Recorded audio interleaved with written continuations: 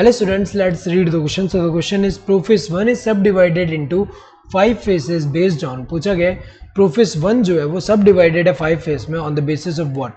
तो अगर देखा जाए यहाँ पे किसके बेसिस में होता है, क्रोमोसोम के बिहेवियर के बेसिस में. जैसे मियोसिस की अगर हम बात करें, मियोसिस में जो मियोसिस 1 है इसका जो प्रोफेस 1 है ये सब डिवाइडेड है डिफरेंट फेसेस में.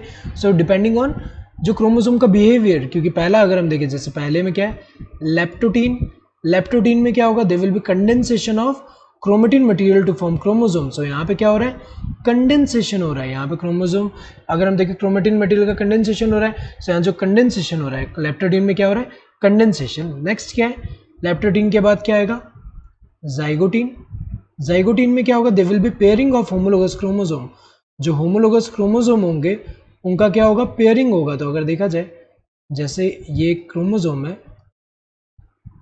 यहाँ पे होमोलोगस क्रोमोसोम जो है इसके साथ क्या हो रहा है, पेयरिंग हो रहा है. होमोलोगस क्रोमोसोम, एक क्रोमोसोम ऊपर है दूसरा यहाँ नीचे है, दोनों होमोलोगस क्रोमोसोम के बीच में पेयरिंग हो रहा है. पेयरिंग एंड यहाँ पे बीच में सिनेप्टोनिमल कॉम्प्लेक्स फॉर्म हो रहा है. तो ये जो पेयरिंग हो रहा है, पेयरिंग ऑफ सिनेप्टोन, ये जो पेयरिंग ऑफ होमोलोगस क्रोमोसोम है इसको हम क्या बोलते हैं, सिनेप्सिस बोलते हैं. और जो पेयर्ड होमोलोगस क्रोमोसोम है इसको हम क्या बोल रहे हैं, ये बाइवेलेंट है, bivalent. So pairing of homologous chromosome जो है जाइगोटीन में हो रहा है. तो यहाँ पे कंडेंसेशन हो रहा था और यहाँ पे क्या हो रहा है, पेयरिंग हो रहा है होमोलोगस क्रोमोसोम का.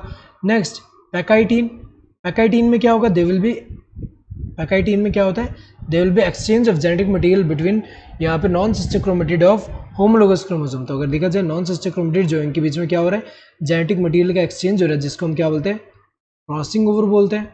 अगर देखा जाए क्रोमोसोम बिहेवियर के हिसाब से यहाँ पे क्या हो रहा है, जेनेटिक मटेरियल का एक्सचेंज हो रहा है यहाँ पे. नेक्स्ट इसके बाद क्या आता है, डिप्लोटीन. डिप्लोटीन में क्या होगा, जो सिनेप्टोनिमल कॉम्प्लेक्स होंगे वो नॉन क्रॉसिंग ओवर साइट में उनका क्या हो रहा है, डिसोल्यूशन हो रहा है.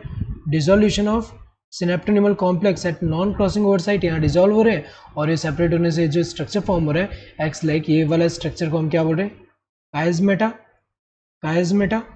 तो कायस्मेटा का अपीयरेंस है. तो अगर देखा जाए क्रोमोसोम का बिहेवियर यहाँ पे भी कैसे है, यहाँ पे सेपरेट हो रहा है. नेक्स्ट डिप्लोटिंग के बाद क्या आता है, डायकाइनेसिस, डायकाइनेसिस. और डायकाइनेसिस में क्या होगा, यहाँ पे जो रिमेनिंग है जो कायस्मेटा है इसका भी क्या हो जाएगा, टर्मिनलाइजेशन हो जाएगा. तो अगर देखा जाए यहाँ पे बिहेवियर, क्रोमोसोम के बिहेवियर अगर हम देखें यहाँ पे डिफरेंट है, इसलिए इनको सब डिवाइड किया है डिफरेंट फेजेस में.